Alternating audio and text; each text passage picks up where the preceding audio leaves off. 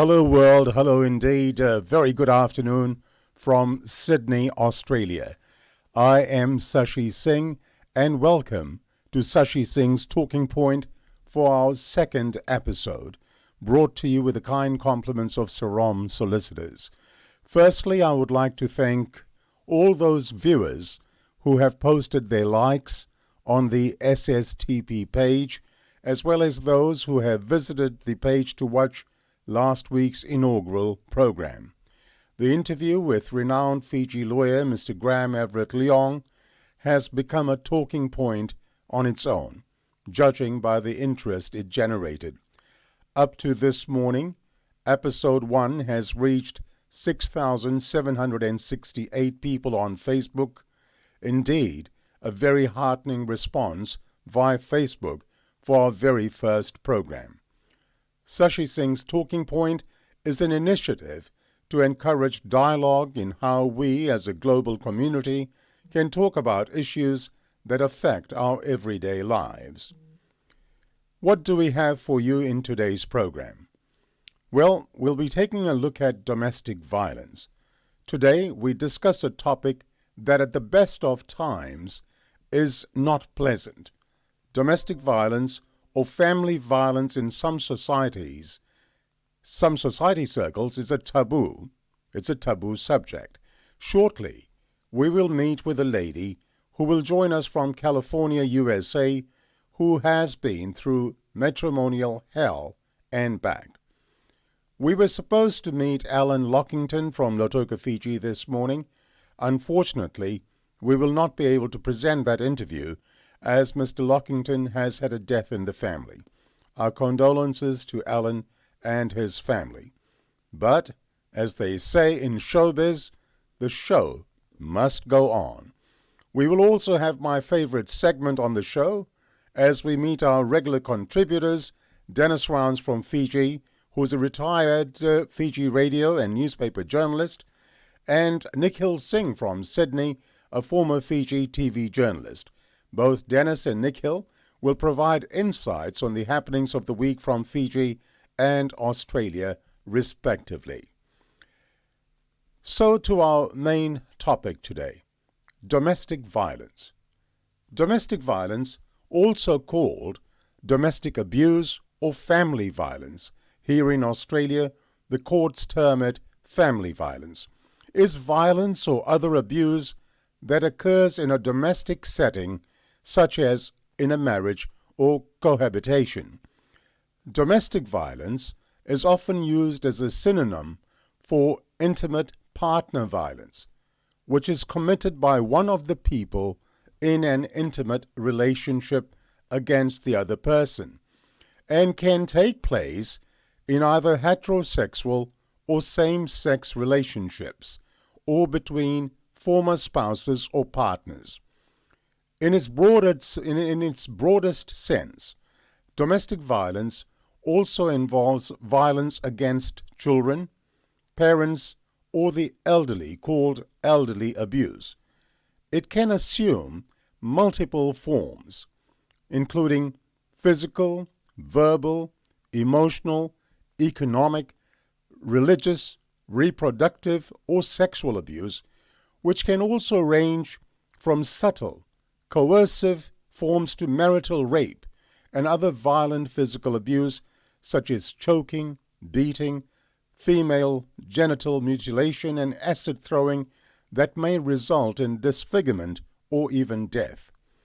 Domestic murder includes stoning, bride burning, honor killing, and dowry death, which sometimes involves non-cohabitating family members.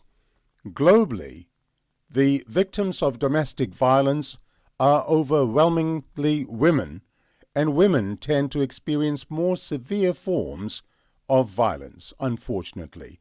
In some countries, domestic violence may be seen as justified or legally permitted, particularly in cases of actual or suspected infidelity on the part of the woman. Research has established that there exists a direct and significant correlation between a country's level of gender equality and rates of domestic violence, where countries with less gender equality experiences higher rates of domestic violence. Domestic violence is among the most underreported crimes worldwide for both men and women. In addition to social stigmas regarding male victimization, men who are victims of domestic violence face an increased likelihood of being overlooked by healthcare providers. Yes, it is true. There are also men who are victims of domestic violence too. I have represented a few of them in my legal career. Earlier this week, shocking statistics have been revealed by the Fiji Women's Crisis Center. From January to October 2021, 5,610 domestic violence cases were recorded by the center. Of this figure, there were 122 child sexual abuse cases, 70 child physical, verbal, and emotional abuse cases, 59 sexual harassment cases, 54 child rape cases, 40 rape cases, and 9 attempted rape cases. As I said, these figures make for shocking reading. SSTP, that's Sashi Singh's talking point, tried to get a representative from the Fiji Women's Crisis Center and the FamLink Pacific group to discuss these statistics and also what's happening in Fiji, but unfortunately, there was no opportunity. Time was a factor, and prior engagements by these representatives prevented us from having an opportunity to speak to them. However, I thank the two representatives that I spoke to, and I hope to have a discussion with them, perhaps in a future program. Question: have you ever been a victim of domestic violence? Have you ever wondered what it is like to suffer domestic violence? What compels a person to endure such suffering and yet remain in that abusive situation? On Sashi Singh's talking point this morning, or rather this afternoon, we address this subject. And as I said at the outset, this is a subject that many people would not like to talk about. But this is a subject that is prevalent in today's society. So it's important that we do address it, and if it makes one person realize that there's always an escape clause, that there's always light at the end of the tunnel, that you can get out of an abusive relationship, then this program is for that one person. Today, we meet a lady who has been through her own ordeal in her former marital life. It is now my pleasure to welcome Anita Angeline Handley. And Anita hails from California, USA. It takes a very, very brave woman to come forth and to share life's experiences, particularly when life's experiences have not dealt the right cards. And it's my pleasure at this juncture to welcome Anita. Anita, a very good afternoon from Sydney, Australia. Welcome to Sashi Singh's Talking Point. Thank you very much for having me on your program, Sashi. It's a pleasure to be here, and welcome to all our viewers out there who are tuning in to listen to this program. It is very important for them to hear what I have to say. And like you said, even if one person out of all of those people reach out for help, that makes a big difference. It sure does, Anita, and I thank you for the strength that you've had in coming forward. Now, let's go back to some better days. Let's go back to your childhood, I guess. Where do you originally hail from? I am from Lautoka, Fiji. I was born there, left Lautoka in 1970 when I was 12 years old. We'll come back to when you left, but let me go back. Okay. So you were born in Lautoka, Right. educated early education in Lautoka, In Lautoka, St. Thomas Primary School. and that's where we were together in That's class, where I we met. believe. Yes, yes. Now, How would you describe your early childhood? I had an amazing childhood. We lived in a compound across the street from my grandparents, and there was a lot of children in the neighborhood, and we would all get together and play, play hide and seek, climb mango trees, go visit each other's homes, and just, I mean, it was your Average, normal ideal, childhood. ideal childhood. Yes, yes. All right. And what can you tell me about mom and dad? Working class family? My mom was a stay-at-home mom. There were seven of us children, and my dad worked for PWD, and he was the breadwinner of the family. So when we came home from school, my mom was always there with snacks, for us to have before we went outside to do our chores and to go play. You mentioned that you migrated to the USA at the age of 12. How did that come about? My dad wanted us to come to this country to get a good education because, as you know, education in Fiji was very expensive. So he brought us to this country, but all of us did not come at the same time. My Hmm. oldest brother and I had to stay back because we couldn't afford to all come together.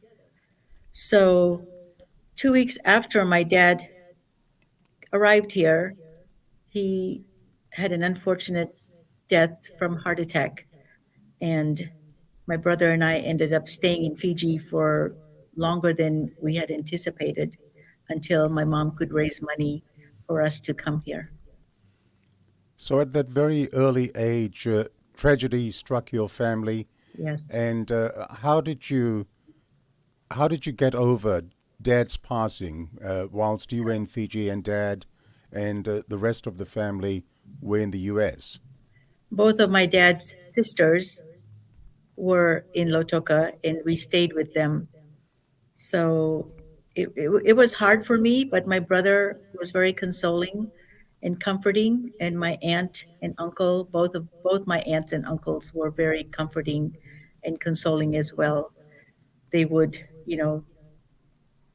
we would all be a part of the family as, sitting down together, doing things and just partaking in everything. So they made us feel very, very special. Then you went to the U.S. So, how would you describe your early days in the USA? When I first came here, it was a bit scary because it's such a big country. And when we came to the U.S., actually my mom's friend had a fundraiser for my brother and I to get here. So when we got to the airport in San Francisco, the media was all there doing interviews and taking pictures on television. And we had never known what television was, so we were just kind of scared. Right. But my early days was good. We acclimated to the place. It was winter time, so it was a little cold, and we got over it. Now, what about your first experiences with the schooling system in the U.S.? Obviously, you attended schools. Yes, I did. I started the seventh grade here, and schooling was very different as it was in Fiji because we were schooled under the British system in Fiji, and coming here, they put me in an algebra class, and I was having trouble with algebra because we had different types of math back in Fiji. And I was in a higher English class because my English was very good, Hmm. and my social studies was very good. So I made friends, but I was very shy. All right. Now, let's try and get to that subject. When did you get married, or where did you get married? Um, in 1979, well, I was going to San Jose State and I was majoring in criminal justice. And I took a semester off in my junior year to go back to Fiji for a vacation. And these women came to me and asked me if I would want to get married to their brother. Well, I knew the family very well, so I agreed to the marriage. And a Okay. month later, we were married. All right. And so, in one way, it was an arranged marriage with some family friends, etc. Yes, yes. So, how would you describe your early marriage life? How would you describe those early days? You must have been in love or falling in love. You know, love is very different. Hmm. And I thought I was in love, but I was in Fiji after we got married for 2 months. And then I had to come back here because I had to continue with my school. But I was told by my in laws that I should not pursue the career that I wanted to get into because it wasn't good for women to be out on the streets Hmm. because I wanted to be a police officer. So I had to give up my education, but then a month later, I found out I was pregnant. So I called him up. He was still in Fiji and I had to sponsor him. I called him up to let him know that I was pregnant, and he was very upset about it and wanted me to get an abortion. So I discussed it with my mom, and my mom said, "There's no way that you're going to do that. Um, you are going to have this baby." So I find that that started the cause of the domestic violence. All right. And you stated to me when we were mooting this program that you had a terrible time in your marriage and you went through a terrible period of suffering domestic violence. Yes, I did at the very beginning during the introduction the definitions of domestic violence. right. But how would you describe domestic violence, particularly in what you went through? I have written some of my thoughts on paper, if you don't mind. I No, will read. I will read it to you. I don't mind at all. Share your Okay. thoughts with us, please. Okay. So it says, what is domestic violence? Domestic violence is an abusive, controlling person who uses another as a punching bag to get satisfaction by forcing you to do things against your will, and one who dictates what you can and cannot do. Okay.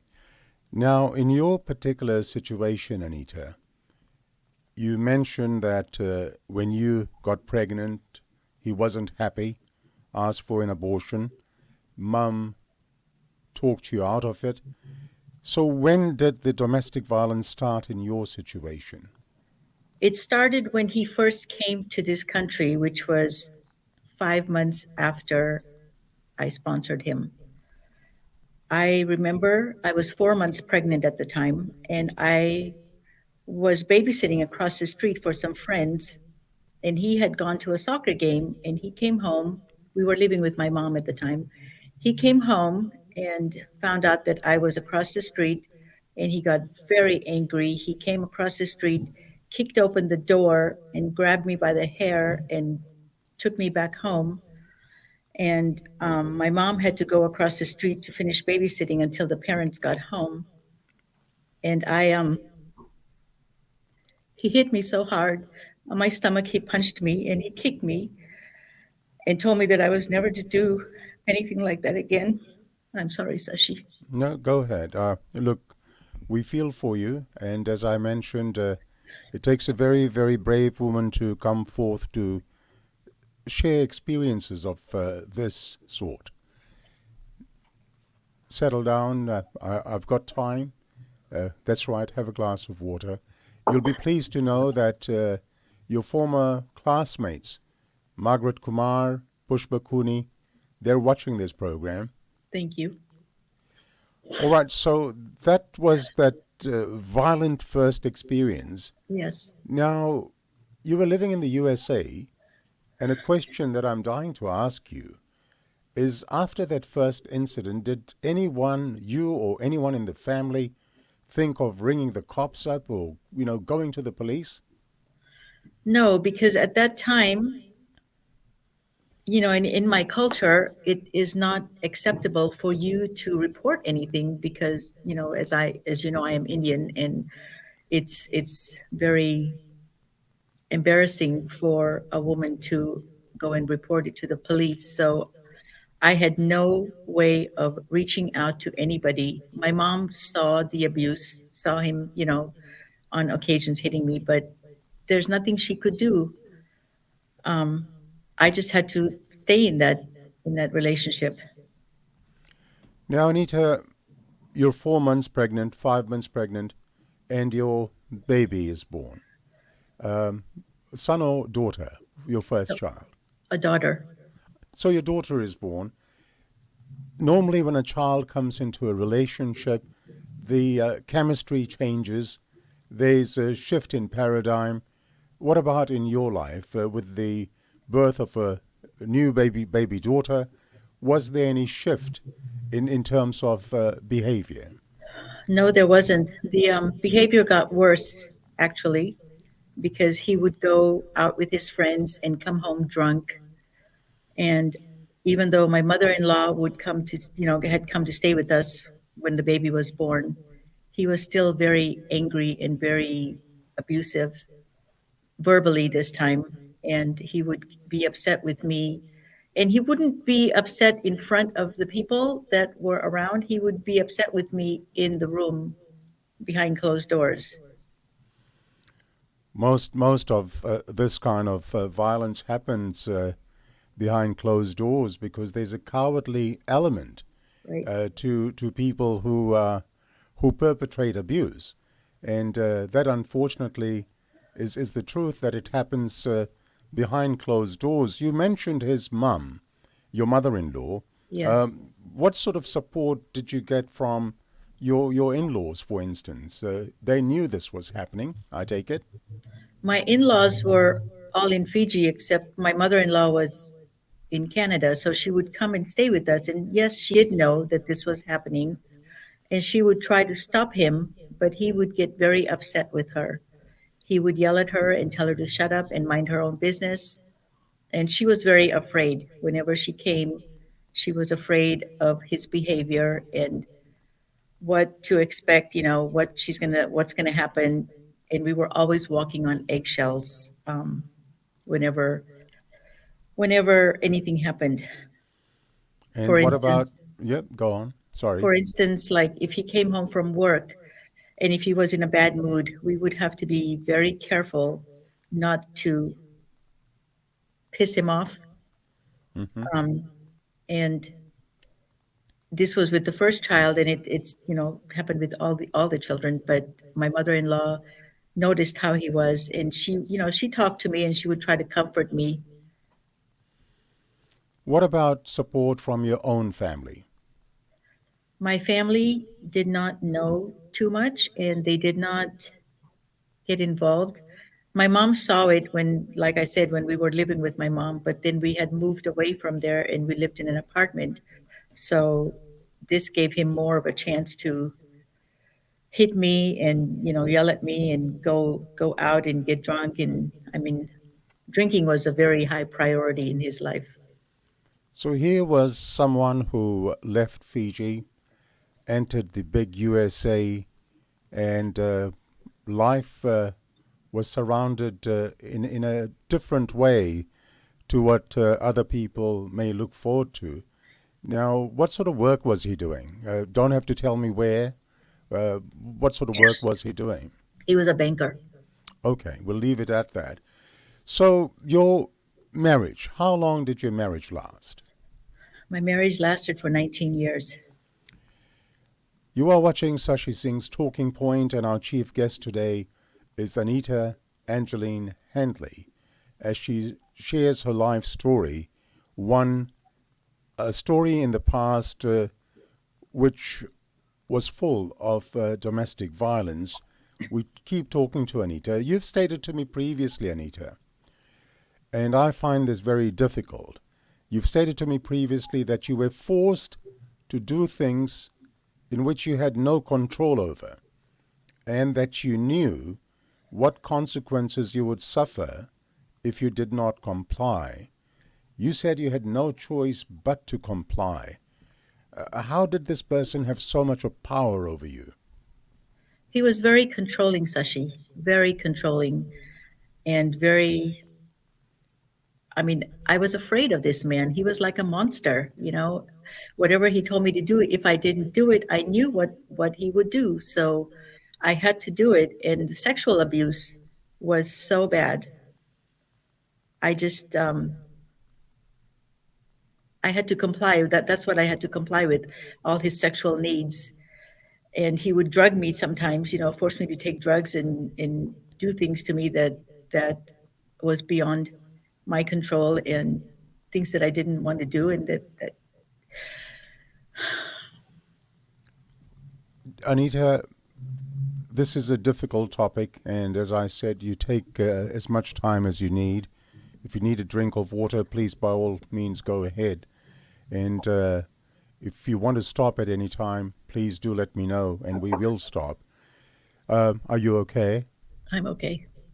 All right. Now, you mentioned you were forced into taking drugs, and he'd have his way with you.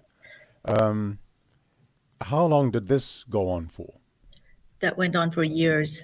It went on for years. Even when we had all three of the children, it went on during the times I was pregnant and after I was pregnant and before I was pregnant. And did you at ever stage stop and say that I've had enough, I need to just get out, or you were just compelled to stay? I was compelled to stay because of the children.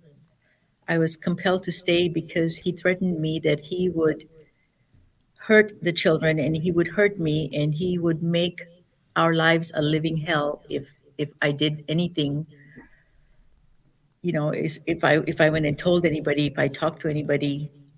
So that's why I was not allowed to talk to anybody. That is often the case where people who are in an abusive relationship, and especially where there are children involved, people normally say that it is because of the child or because of the children I cannot leave this relationship. And you have just confirmed that you found yourself in a similar situation. You said at this stage you had three children. How did your children react to the different forms of violence that surrounded them in the house? You know, he was mean to the children, and they were always afraid of what their father would do, always. And I became mean to them as well because of how he treated me. And I wasn't able to protect them in a lot of ways because if I stepped in to stop him from doing what, like hitting them or something, if I stopped into, you know, stopped in between my daughters and him, he would just push me away. And then later on, like I said, behind closed doors, I would be punished for not um, sticking with him and sticking with his side and going behind his back to do those things, trying to stop him. Were your children ever subjected to any forms of abuse during the time you were being subjected to family violence, Oh domestic yes, violence? yes. My oldest daughter, at the age of 14, was beaten by him so much that the school found out that he was beating her because they found marks on her body, and they took her away from us and put her in child protective services, and then had her in a foster home for 5 years. All throughout her high school years, she was in a foster home. And my younger daughter, when she was 11 years old, I believe, he got mad at her for something that she did, and he took a belt buckle and beat her so bad and then locked her in the closet. And she was so afraid, Sashi. She opened the closet door and broke the window. I mean, we had a huge window, and she broke the window and she just ran across the street to the neighbor's house for help. And even then, the neighbor wouldn't, you know, couldn't do anything, just to keep her there for a while until her dad got a little calmer, and so she could come back home. And even, you know, and still I wasn't allowed to do anything because I would get in trouble. You mentioned that your daughter's school, the school welfare system, came into the act because they saw signs, marks on your daughter's body. Right? Now, being taken away from the family home and being put in a foster home. Now, wasn't that like a chain reaction that somebody along the way would have come to you to find out how you were doing or to find out whether you were facing violence? Did anything like that ever happen?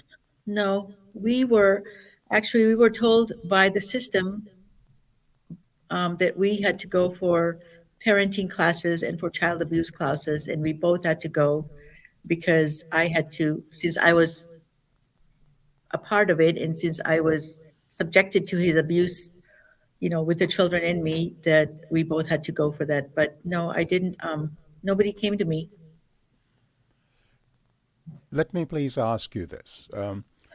Did you ever go to the authorities, such as the police? I know you've mentioned to me when I first raised this at the beginning of the interview, you said it's a cultural thing where you're not expected to go, and you sort of sustain everything that you're going through. Now, at this juncture of your life, where your daughter's taken off to a foster home, did you ever go to the authorities, such as the police, to lodge formal complaint against this person? Well, I when I turned 40, Hmm. and I knew something was going to happen bad to me if I didn't leave the abusive situation. So when I turned 40, a few weeks later, I was sitting at the kitchen table with my middle daughter, who was then 12 years old.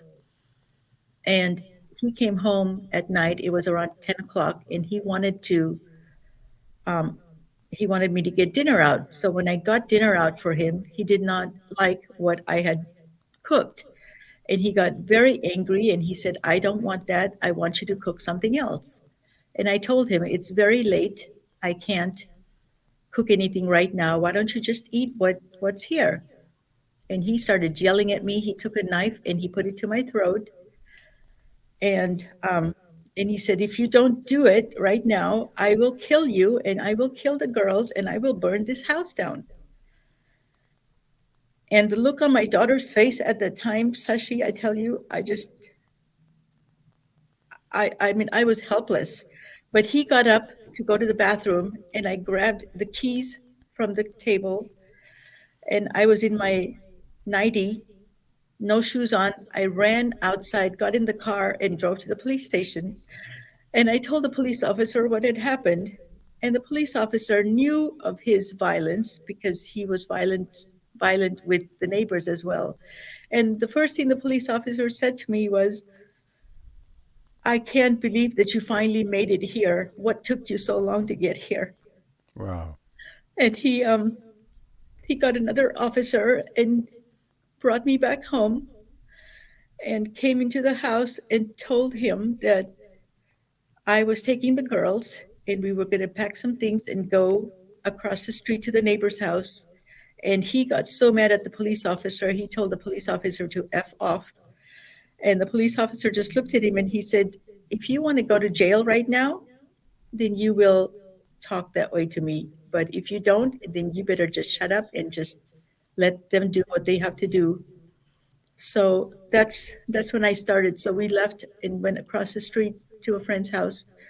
And the next day, my friend took me to the court and filed a restraining order. So you got a restraining order finally. Yes. And was this person ever charged? Was this person put on good behavior bond? Was this person ever, did he ever spend time in jail? He didn't spend any time in jail. No, no, not Was for he ever that. charged? Was he ever charged? Not for the abuse. No, I ended up filing for divorce. And we went to court to fight for the kids. And I had custody of the kids. Now, mind you, my oldest daughter was still in foster care at the time. So it was the two younger ones. And the courts granted me custody of both my girls because they knew of his abuse. Even the two girls got appointed an attorney because they were so afraid of their father, and they told the attorney that they did not want to have anything to do with the father. So in that county where I lived, I was awarded custody, and he had to have supervised visitations. And Hmm. he would come to the supervised visits and get very angry, and you know, finally I moved to a different county because he wanted me to sell the house so he could have the money from the house. Did you ever leave that kind of relationship and return to it? Yes, I did. When my oldest daughter was 2 years old, I remember he came home drunk again, and some friends of ours were over for dinner, and he was in the bathroom with his friend, and he was telling his friend that he had gone out with another friend and met, they met some women, and he described grossly, word for word, what they did with these women. And I was so upset, Sashi. I just packed up a few things, and I grabbed the keys, and I just drove off, leaving my daughter with him and leaving the couple that was there for dinner. And I went to a friend's house and stayed there for a few days. And then his mom called me and begged me to come back home because she said it doesn't look good for you to be away with a small child at home still. So you need to just go back home. And I had no choice but to go back home. You're watching Sashi Singh's Talking Point as we speak with Anita Angeline Handley.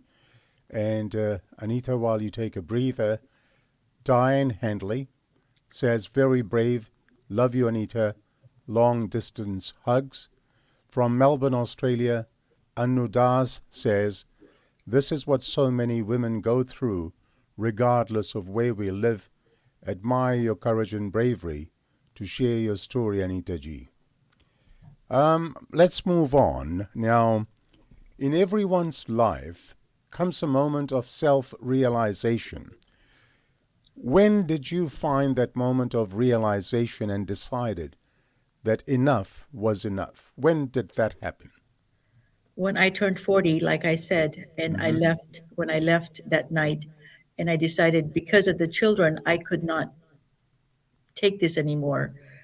It's one thing for him to hurt me, but for him to keep hurting the children is a complete different thing. And for the children, as they were older, they were more afraid of him, and I just had to do it.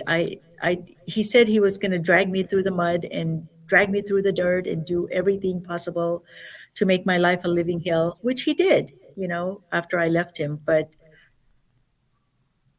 I did it. I got out of it.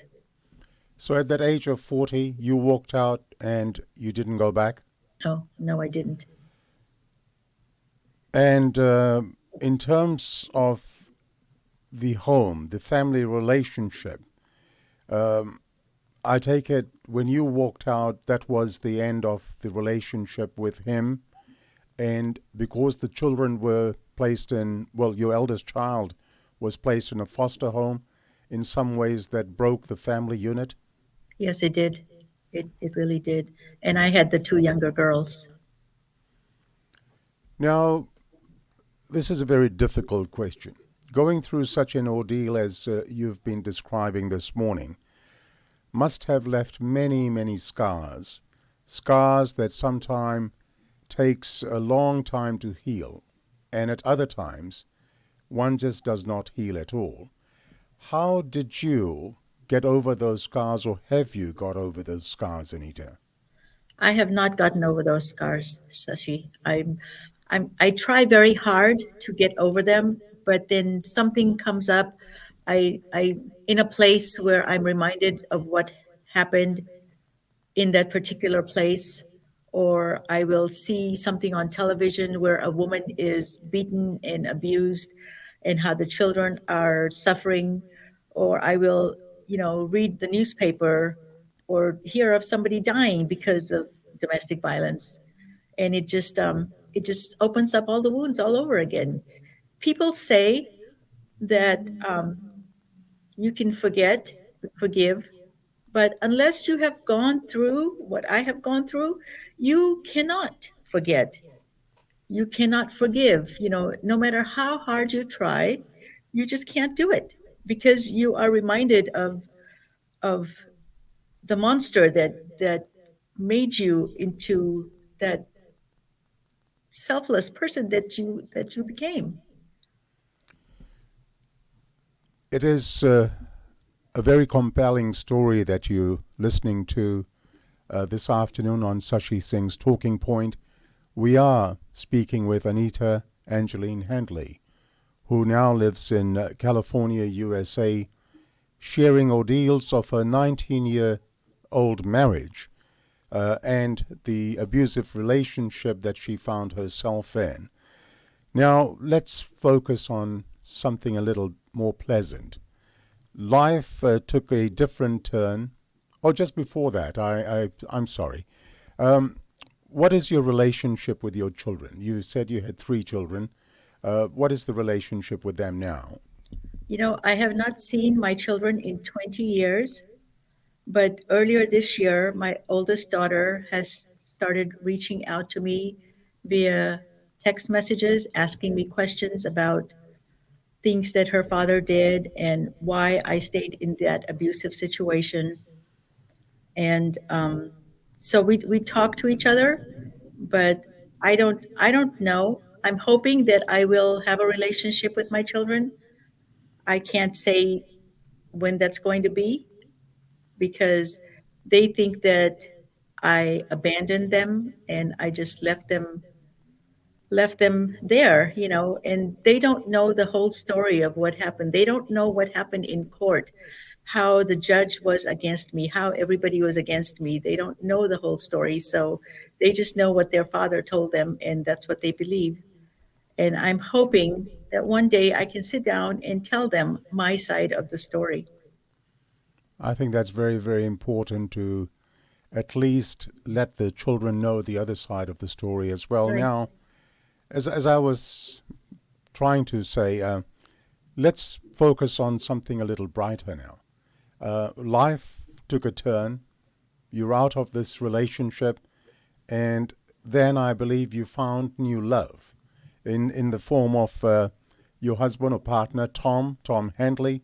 When did you meet Tom? How did you meet Tom?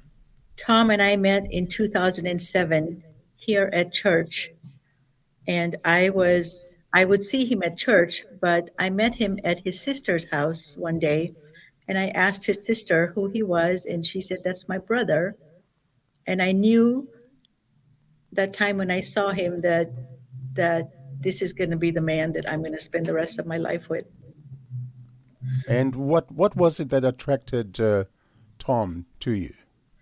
Tom was such a gentle, loving man.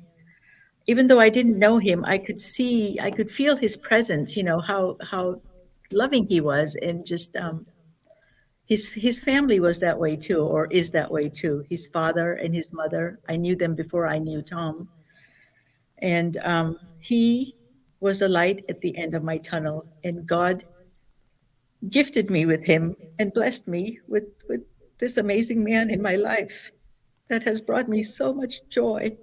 And I'm crying because I'm so happy that he is in my life now.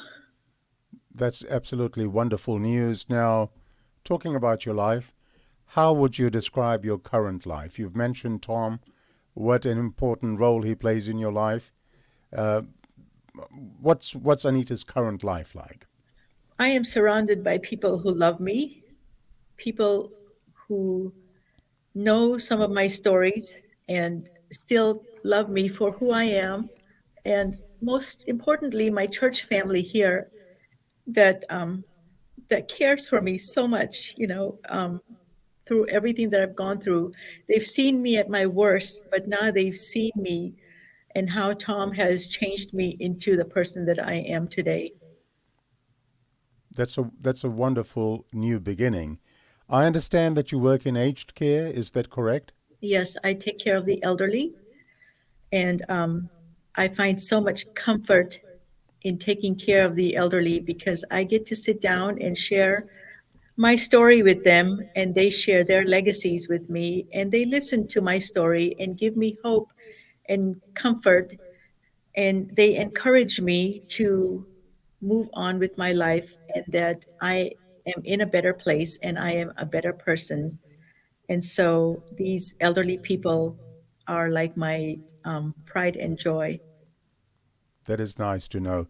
Now, Anita, what message would you like to share with our viewers today, especially those who suffer silently the brutal violence perpetrated by their partners, their husbands, or their boyfriends?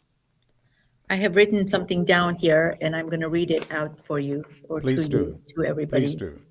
So, my message to the viewers out there: you don't know what goes on behind closed doors, and you never know what someone else is going through in their life. Be attentive to other people around you and to their feelings. Some may lash out to get attention because they're looking for help, and that's what I did. For anyone out there in any type of relationship who is suffering any form of physical, sexual, mental, and emotional abuse, and no one should ever be put in that position. But if you are, there is help. You can get help with the local police department, with the fire department, with your doctor, with the clergy at your church, or with very close friends. You should never be subjected to any of this, and you should never be afraid to reach out for help, because now in the 21st century there is so much help out there, and there's so much out there that you can do. When I was going through it back in the 80s and 90s, there wasn't help as much as I thought there was. So if I can be of help to anybody, please reach out to me via Messenger or Facebook, and whatever I can do to help you, I will be more than happy to help. Because I became a peer counselor for domestic violence, Sashi. I Okay. took classes and I became a peer counselor, and I helped other women overcome some of their trauma. You wrote to me when we started. I'm getting a feedback. When we started talking, you wrote to me and said that abuse, trauma, and pain is real, and so is hope. Please explain that very, very powerful concept in your own words and experience. The abuse and the trauma is so intense. You hope that you can get out of it or you can get help, but you know that it's going to take a long time. The trauma stays with you, and that abuse might go away, but like I said before, you might have flashbacks of what happened, and you will be reminded of certain things. So, hope is a very strong word for me throughout this whole thing. Hoping that I can overcome what I have gone through, hoping that I can reach out to other women out there, and hoping that I can change somebody or change a few women, and hoping that I can change the way I feel about this man one way or the other so I can be at peace with myself. Anita, where does Anita stand today in terms of healing herself from her past life? One has to heal. One has to heal, you're right. And the people that I'm surrounded by, especially Tom sees some of the times when I'm hurting, and he will sit down with me and hold my hand.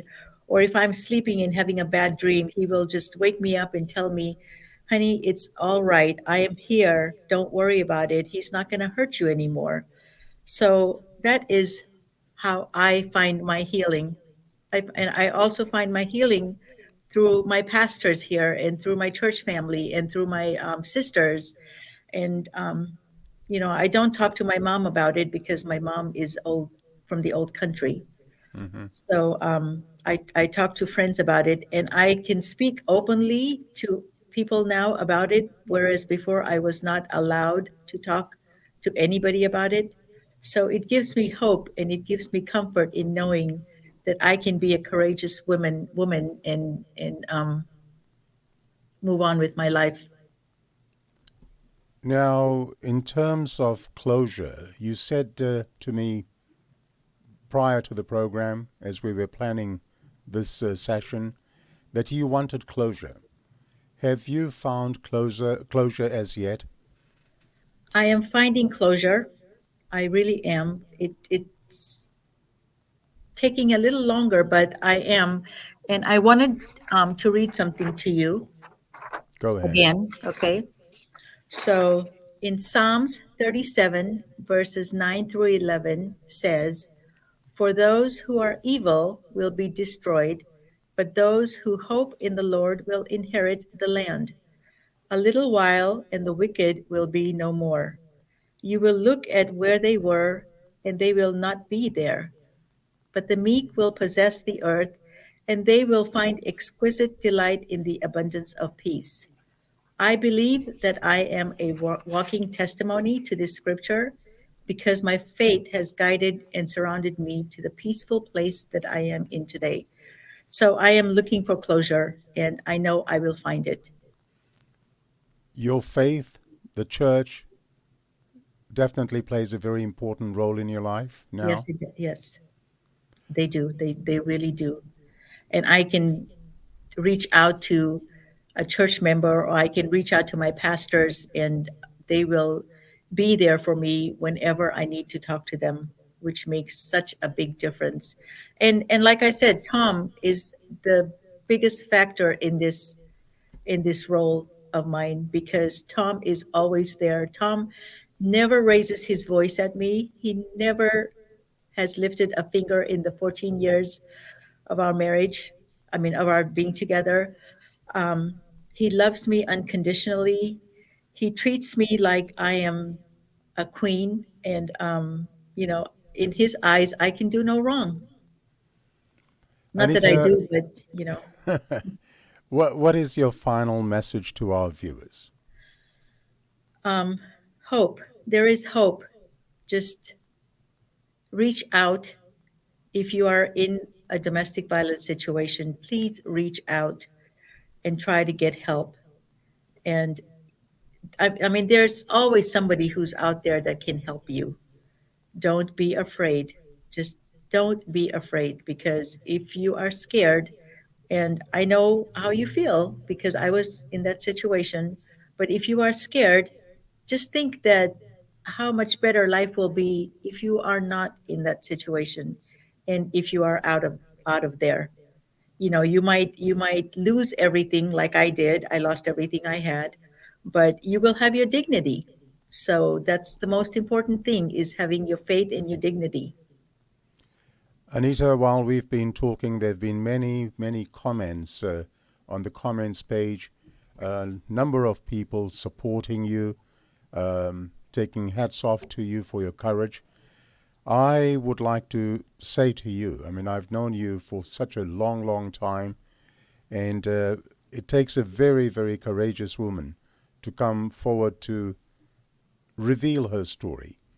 All I can say on behalf of our viewers here, that we wish you all the best. We wish you and Tom have a long, long life, that you find the courage to find closure, and that you get over this life. It won't be easy. You have 3 children in the mix, that God willing, one day soon, things do balance out for you, and that you do find that peace that you're looking for. Anita Angeline Handley from Sashi Singh's Talking Point, thank you very, very much. God bless you. Thank you for having me on your program, Sashi. And thank you to all the viewers out there. Thank you. God bless you, Anita. We'll catch up soon. Bye bye for now. Bye bye. Bye. Bye. You're watching Sashi Singh's Talking Point. We'll be back in just a moment. But before that, remember, If you are a victim of domestic violence in Fiji, you can contact the Fiji Women's Crisis Center on Fiji phone number 331 3300. That's 331 3300. Or you can contact FamLink Pacific on Fiji phone number 330 7207 330 7207 for assistance. And in Australia, you can call White Ribbon Australia on 1-800 RESPECT or 1-800 737 732. This is a 24-hour national sexual assault, family and domestic violence counseling line for any Australian who has experienced or is at risk of family and domestic violence and or sexual assault.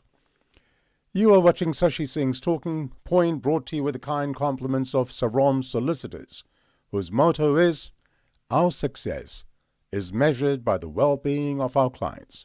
Check them out on Facebook. Now, we'll just take a wee break for a few seconds and be straight back.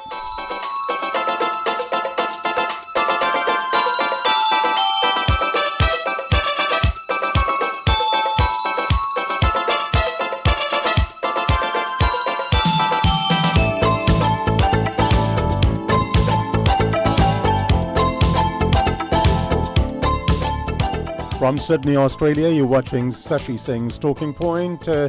Now it's time to meet our regular contributor from Sydney. And Nikhil Singh is a former Fiji television journalist.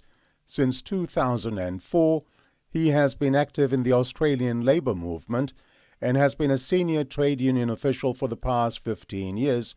Nikhil is a strong advocate for advancing workers' rights in Australia and the Pacific. And once again, it's my pleasure to welcome Nikhil Singh to episode 2 of Sashi Singh's Talking Point. Welcome, Nikhil. Good afternoon. Good afternoon, Sashi. Always good to be with you. Thank you very much. Now, Australian Federal Parliament is in the last sitting week for the year. Next year, of course, we all go to the polls. And there has been some fiery debates in question time this week. What can you tell us about that? Well, Sashi, you're right. Parliament resumed for their final 2 weeks of sitting for the year. And the week that has just gone by was quite an eventful one. From the government's perspective, it is a week that they would have certainly hoped never happened. The opposition, of course, continued their attack on Prime Minister Scott Morrison and again questioned his credibility, with the opposition leader going to the extent of saying that that Morrison simply does not have a relationship with truth.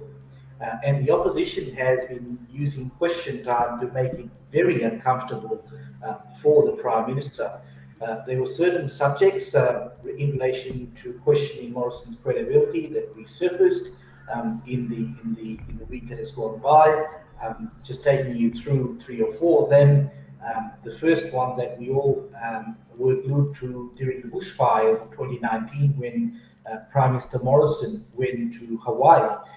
Now, a minor issue that has become such a big talking point is the text message from Morrison to the leader of opposition. And this in relation to, as a courtesy, Morrison had informed the leader of opposition, Anita Angeline, that he was going on a vacation. Morrison claimed that in that text message, he actually told the leader of opposition that the destination that he was going to. That was rejected by Albanese, saying that Morrison did not actually tell him the destination, but only told him that he was going on a vacation. So that issue resurfaced. And what was interesting to see was, it goes back to the credibility question is, Morrison remained adamant that Albanese got it wrong. It is in a text message, and he actually told the opposition leader where he was going, only to come back after a short adjournment of Parliament that he considered Albanese was right, that he only told him he was going abroad, but not the destination. So that is one thing that we saw a bit of backpedaling on by the Prime Minister. Then, of course, the vaccine rollout issue came out when, if you recall, again, the Prime Minister quite proudly said the country was on top of the queue in talking about a rollout for Australia. Now, when information that came to light that Australia was somewhat lagging behind in securing supplies, Morrison quickly blamed the European Union, the EU, for allegedly blocking supplies. The EU again very promptly came out and said, well, that's not the case. We have never blocked supplies to Australia. So that was an area that Morrison again found himself in a little bit of trouble in. Electric vehicles, the famous lines that Morrison saying, it will not tow your boat, it will not tow your trailer. And then, a few moments later, he's saying that this is the best technology. So there was another backflip on that issue. The other one that has made headlines is the fact that Morrison referred to a former Senator, Sam Destiari, as Shanghai Sam. Now, when questioned by media, he said he never made those comments, except there is footage, several footages of Morrison saying or referring to Destiari as Shanghai Sam. So goes back to the question of credibility, and the opposition did not miss that opportunity to really pounce on the matter. Then, in a radio interview, Morrison was asked if he had ever lied in his public life, to which he responded, I quote, "I don't believe I have. No, no." Things went from there. Things went from bad to worse for Morrison because he found himself facing a revolt from within his own party. This led to an extraordinary situation, which I'll come to in a few seconds, and it's all to do with the government's promise that it made 3 years ago of introducing a federal anti-corruption body legislation. With patience wavering, independent MP Helen Hines, with the support of Labor and all the crossbenchers, introduced what's called a private members bill to set the scene for a debate on a possible proposed anti-corruption body. Interestingly, the bill was co-sponsored by, it's quite unusual, but we have seen this happen before. The bill was co-sponsored by Liberal Member of Parliament Bridget Archer, and Archer made a very impassioned speech saying the issue of a federal anti-corruption body should really be above political point scoring and should have a bipartisan approach.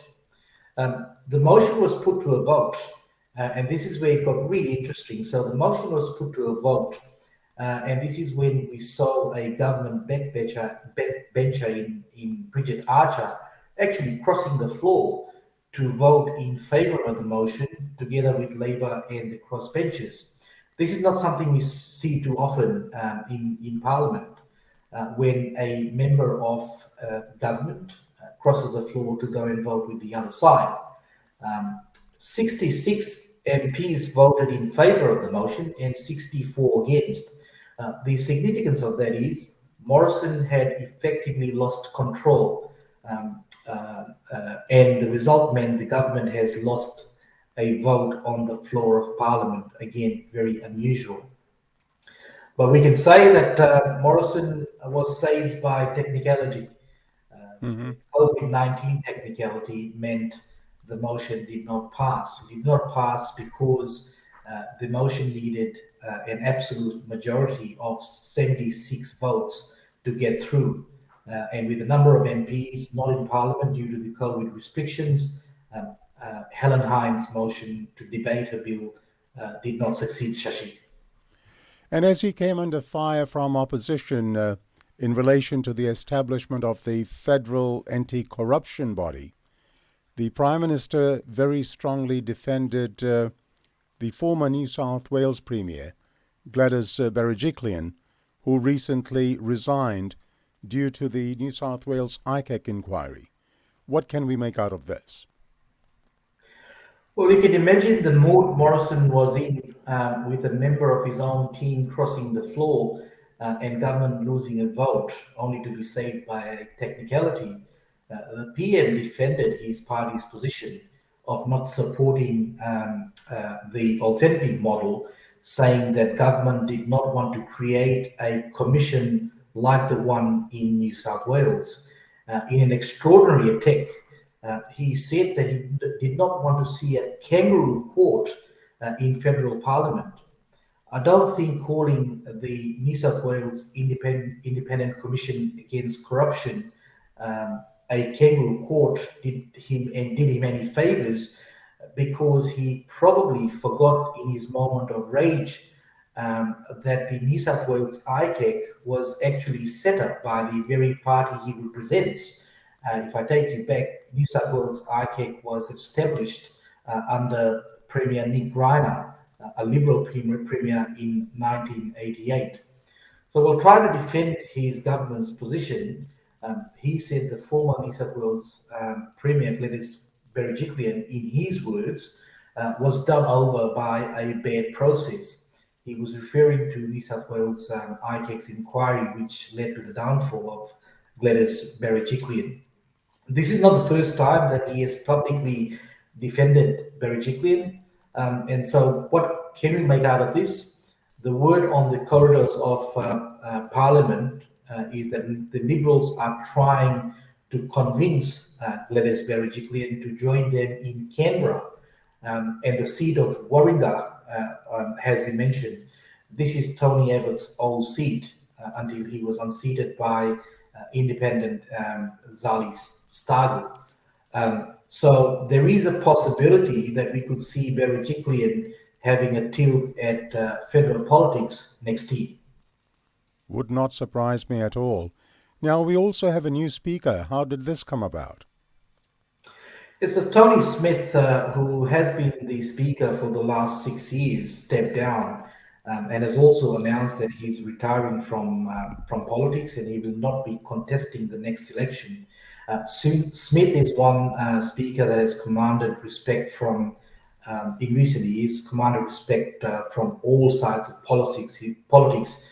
He was seen as a very effective and fair person that took on the role of the speaker. We now have, or taken over from Smith, is Queensland backbencher Andrew Wallace. All right, so we'll watch and observe Mr. Wallace as he performs his role of being a speaker. Now, what about as we head to the polls next year? Any indication as to when we actually go to the ballot box? So the election will have to be called anytime before the 21st of May next year. And there are several factors that the Prime Minister will consider, in my opinion. While politicians always have their favourite line that they don't really give much attention to the polls that are conducted every now and then, the reality is quite the opposite.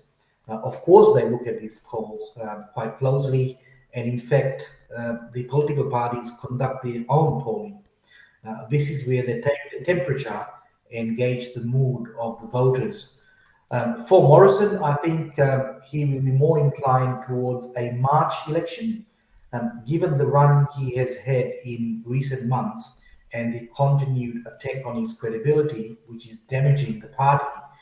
There are murmurs of Morrison being actually robbed. So there's always talk about leadership skills when you're in this situation. Peter Dutton, as you would probably be aware, that he has already had a go previously. So I will not be surprised if Dutton and maybe a couple of others are already doing the numbers. And for Morrison, he would rather lead the party to the next election than be robbed. So March is more likely to suit Morrison, whereas when they come back in February next year, and Morrison doesn't give any oxygen to the prospect of a leadership challenge, and he calls it for March. I'll mark that in my calendar that Nikhil Singh has predicted a March election, and we'll see how we go. Now, sticking with the federal parliament, Queensland Nationals member George Christensen created a bit of a storm last week. What did he do? Not the first time that he has created a bit of storm. There was a time that we spoke about the time he spent in Philippines, probably more time in Philippines than as a member of Parliament. But this week we saw George Christensen talking about COVID-19 vaccine mandates, and what he did was he likened the state premiers. He did not spare his coalition partner premiers, so all premiers around the country. He likened them to Adolf Hitler, Pol Pot, Mao, and Stalin, and he called for civil disobedience. Seeing the storm that he had created, he quickly tried to make amends by saying he regretted the comments and that he would never advocate for violence. Given Morrison relies on Christensen's vote in Parliament, um, he refused to directly condemn the controversial comments made by the Nationals MP. You listening to watching Sashi Singh's Talking Point. We're talking with Nikhil Singh, our correspondent, our contributor from Sydney. Shortly, we'll take you to Fiji, where we meet up with Mr. Dennis Rounds, our contributor from Fiji. Nikhil, the state of New South Wales is a step closer to seeing a landmark bill becoming law. We're talking about the industrial manslaughter bill. What does this mean? What does this entail? I think it's a relatively important bill in the context of workers in the several industries, talk about construction, mining, and elsewhere. Because one of the stark statistics that is around is that 3,751 workers were fatally injured while working between 2000 and 2008. Now, you can see, Sashi, that is not a small number, over close to 4,000 deaths.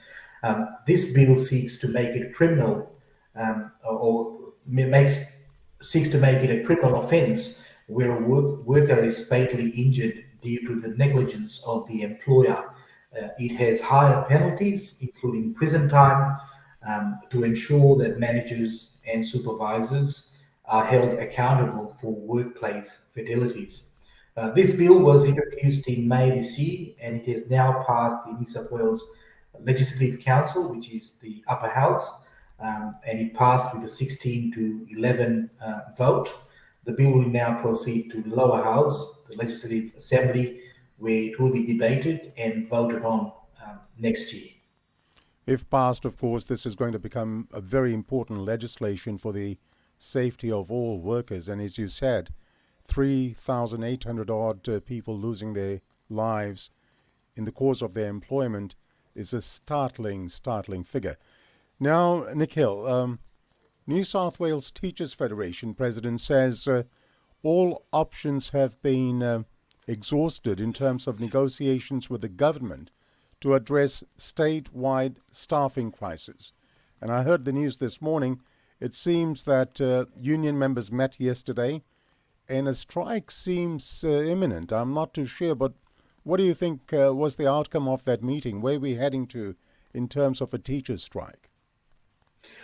Well, this issue has been brewing for some time now, and negotiations have been happening between the teachers' union and the government. And it appears that they've reached an impasse. So you're right. Yesterday, the unions' council met, and they did resolve to take industrial action.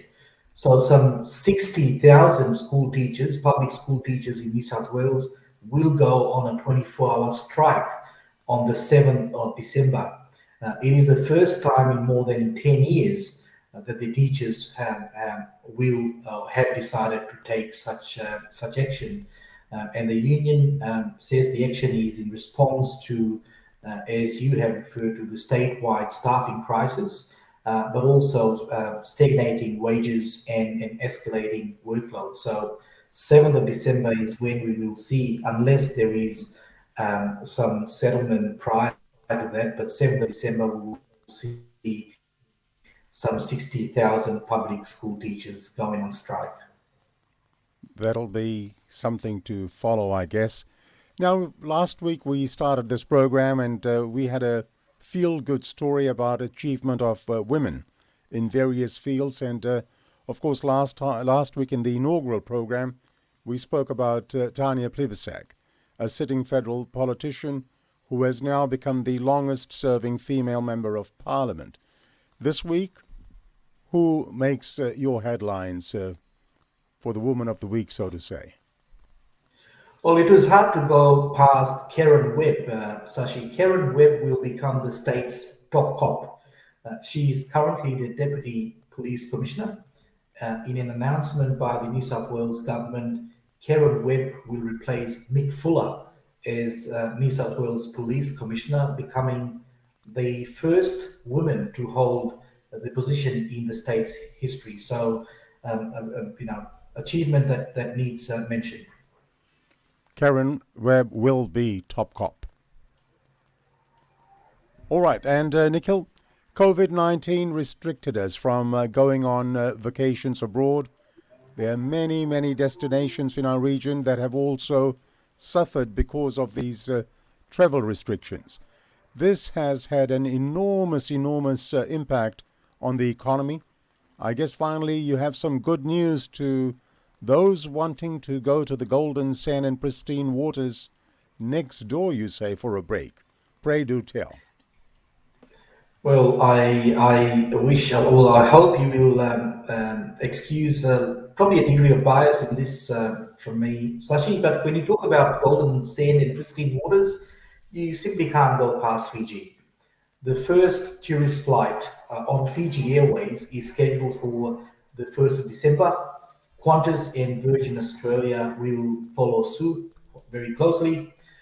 But travellers, however, should check the entry requirements and other conditions before boarding. And the website to go for that information is Tourism Fiji. So if you hop onto Tourism Fiji, you will need all the information for your vacation to Fiji. It's one that has been, we've been waiting for this for a very long time, but we can now always look forward to a bit of holiday back home. That is it from me, Sachi, for another week. Thanks for having me. Nikhil Singh, thank you very much for being part of episode 2 of Sashi Singh's Talking Point. Always a delight to hear you bring insights as to what's been happening around town in terms of our parliaments and bits and pieces of interesting news. Have a wonderful day. I'll catch up with you later. Thank you, Nikhil.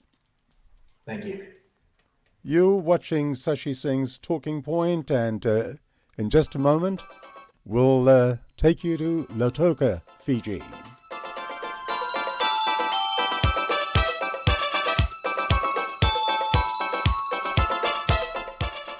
And just before we join Dennis Rounds, let me tell you our chief guest for next week.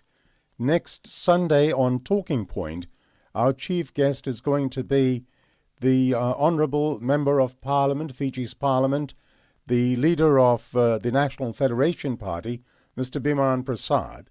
He is going to feature as the chief guest on Sashi Singh's Talking Point next Sunday for an in-depth interview with myself. Now we turn our attention to Fiji and meet our regular contributor, Dennis Rounds. Dennis Rounds was a former journalist and communications specialist with the U.S. Embassy and a public affairs officer with the Australian High Commission in Fiji. He was co-owner of the island's business magazine before retiring to Lautoka. Currently, a regular columnist with the island's business magazine, it's a pleasure to welcome Dennis back on SSTP. Dennis, a very good afternoon. Nisam Bulavinaka, welcome to SSTP. Bola, Sashi, bola. And Dennis, let me start. I follow the Fiji news via internet with all the different sites. And in terms of politics in Fiji, I note that the infighting within the social Liberal Democratic Party, Sodelpa in Fiji, it just doesn't seem to be subsiding. What's the latest there? Yes, Ashia, I think, as you may have read, a police detective visited the Sodelpa head office this week, but it's not clear what exactly it is that he was after. All that's been said is that the visit was a result of a complaint laid by Sodelpa MP Moses Mulitavu. Hmm. And I found it interesting listening to Nikhil, but Mulitavu, if you remember correctly, recently, he voted with government against his own Sodelpa party on a motion before the House. So crossing the floor is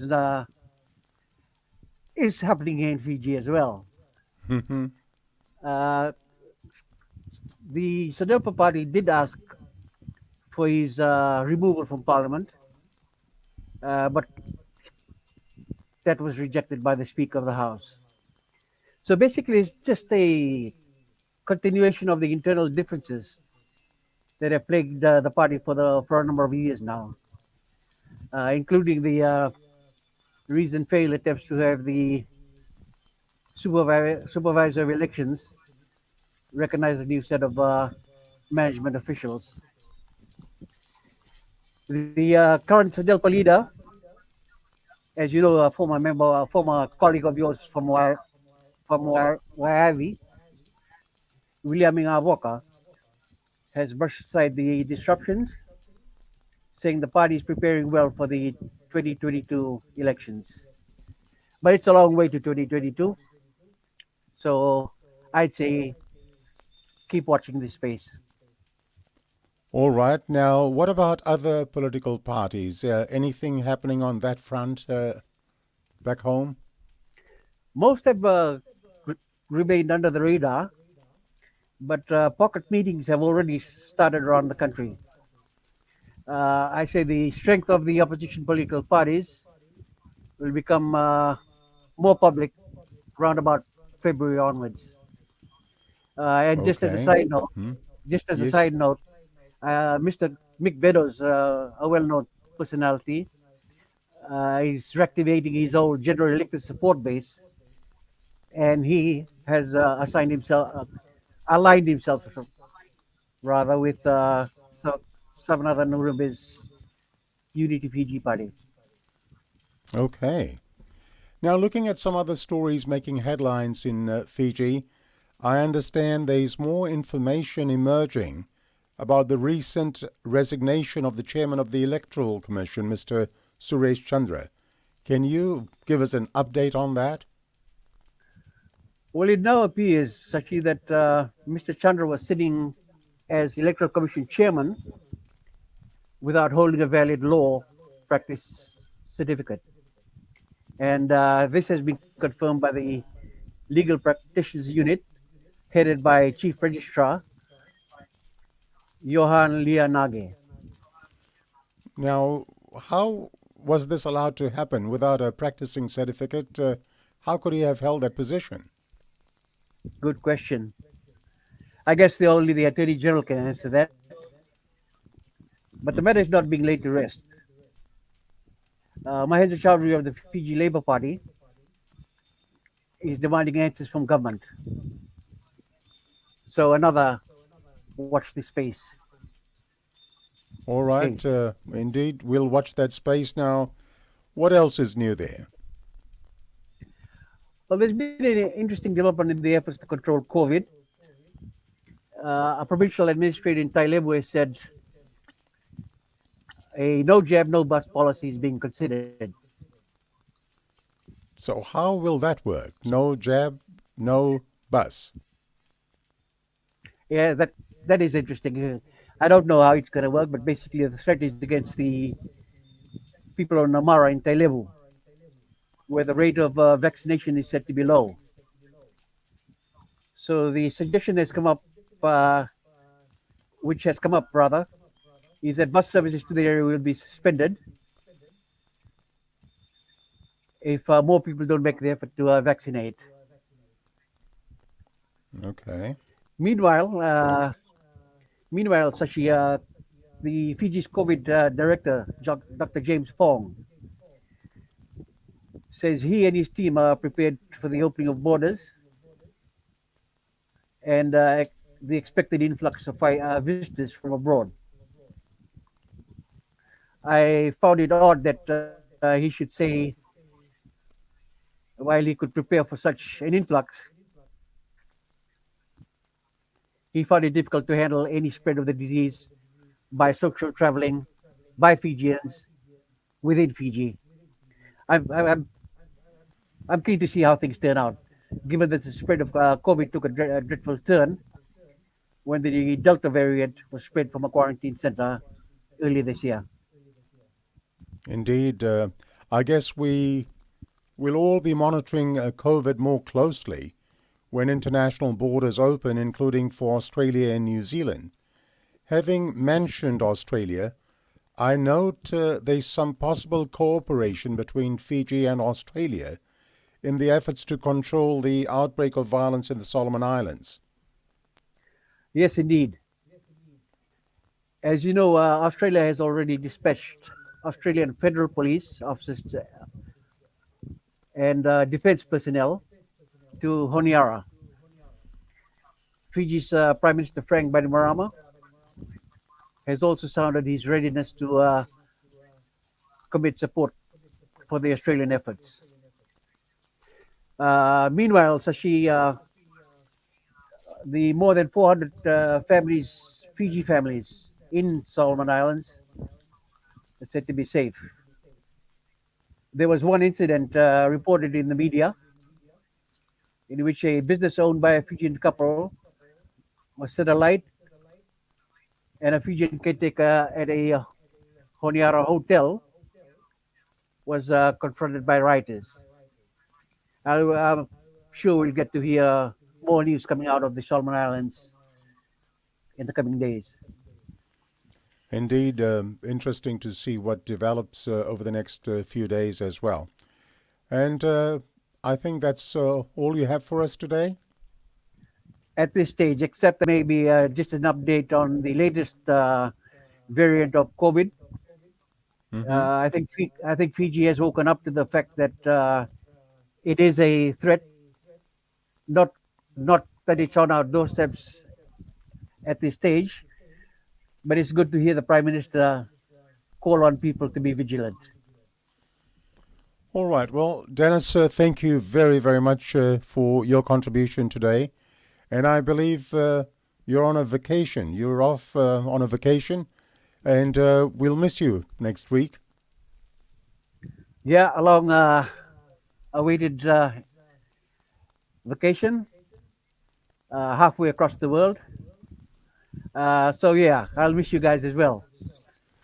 All right, well, we'll work something out. Look, thank you so much for all the support you've given me over the last 2 weeks and prior to that as we got about planning this program. And you are an integral part of SSTP. Wishing you a very safe journey. And I'll talk to you shortly after the program finishes today. Thank you, champion. Cheers. Have a great afternoon. Same to you, Shashi. Thanks a lot. Cheers now. Well, let me tell you, on Sashi Singh's Talking Point, we have 3 more programs before the Christmas and New Year holidays. In next week's program, we meet the leader of the National Federation Party in Fiji, Member of Parliament, the Honourable Professor Biman Prasad. That will be next week on Sashi Singh's Talking Point, a feature interview with Biman Prasad. At this stage, we have a big guest lined up for the 12th of December program. I will not mention any names. I need that to be confirmed in writing, and I will provide further details as soon as I have confirmation from that chief guest. And then in the final program for this year, and that's going to be on the 19th of December, as we take Christmas holiday break, our chief guest will be Mr. Savinatha Narumbe, leader of the Fiji Unity Party. Mr. Narumbe has been kind enough to confirm in writing to me that he will be a guest of honor, our chief guest, on the SSTP program on 19th December. As I said, Sashi Singh's Talking Point will then take a break and come back in 2022 to discuss the newsmakers and a look behind the scenes to developments around the Pacific, developments in Fiji, around Australia, and hopefully in the new year we can talk about significant events around the world as well.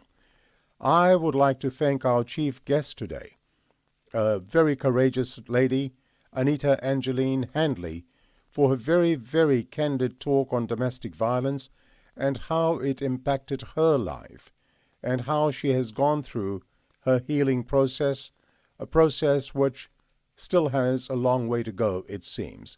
Anita, thank you very much for being part of Sashi Singh's Talking Point. And to our two members of SSTP team, Dennis Rounds and Nikhil Singh, thank you once again for your brilliant presentation on things of interest in Fiji and in Australia. I take this opportunity in wishing Dennis and his good wife Joanne a very happy vacation, safe travels, and an early Merry Christmas and Happy New Year wish. Dennis will, of course, rejoin us later in the new year. And I'd also like to thank all our viewers for your participation in the program. If the powers that be wills, God willing, we shall be back for episode 3 of Sashi Singh's Talking Point next Sunday at 12 noon Sydney time, when our guest will be the leader of the National Federation Party in Fiji, the Honourable Biman Prasad. So do join in next Sunday at 12 noon Sydney time, 1 p.m. Fiji time, 2 p.m. New Zealand time, and 5 p.m. in Los Angeles and in San Francisco. And as my good friend Ray Theka always says, 7 p.m. in Chicago. Ladies and gentlemen, stay well, stay safe, and stay blessed, everyone. From Sydney, Australia, this is Sashimendra Singh saying good night, or good afternoon rather, and bidding you farewell, Nisa More, and Namaste. Thank you very much for being part of Sashi Singh's Talking Point.